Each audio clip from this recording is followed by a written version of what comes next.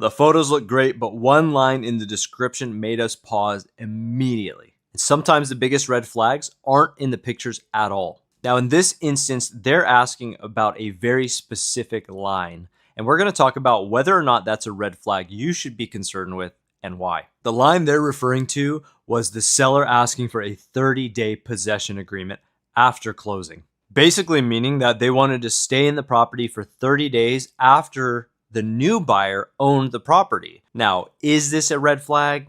No, not really at all. But is it something that you should definitely consider and make sure you're okay with before moving forward? Absolutely. These are called seller in possession agreements, and they happen when a seller wants to stay in the property for at least a few days after escrow, up to months. The most common time you see a seller in possession agreement is a lot of times when they're buying another property and they can't buy that property until the first one sells. Now, they can close the two properties at the same time. However, the seller is still going to need time to move out from the first one into the second, especially if the second one isn't allowing them to move in early, which we generally don't advise. But sometimes sellers need more time, and if it gets to the point where they need a few extra weeks, that's generally when we start to consider having them pay what we call rent back. Short-term agreements for up to a week, sometimes two, a lot of times can be given for free as a way to sweeten the deal of a buyer's offer.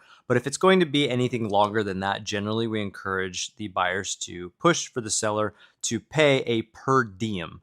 Basically, whatever the cost would be for the buyer to own that property, the seller's going to cover that, so the buyer doesn't actually have to come out of pocket for the time that the seller is staying there. But ultimately, it depends on the buyer's situation. If you're buying a home and you have a deadline to get out of your place, you may not be able to allow the seller that 30-day rent back. Or you may be much more flexible and you can offer that as a way to sweeten your deal and make your offer look better than another. But if a seller asks that of you, don't be alarmed. It is something that happens quite frequently. It's nothing to be afraid of, and it's definitely something you can consider if it makes sense for both parties.